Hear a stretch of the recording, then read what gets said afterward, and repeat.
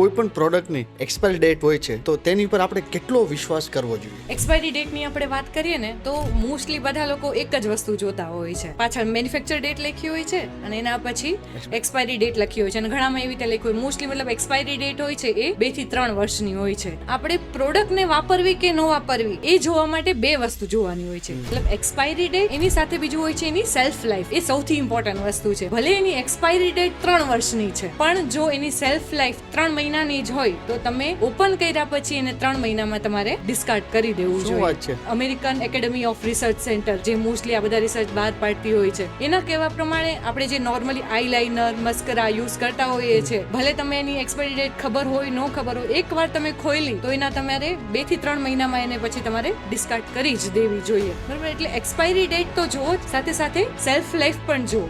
આવી જ સ્કિન અને હેરને લગતી માહિતી જાણવા માટે અમારા ચેનલને સબસ્ક્રાઇબ કરો.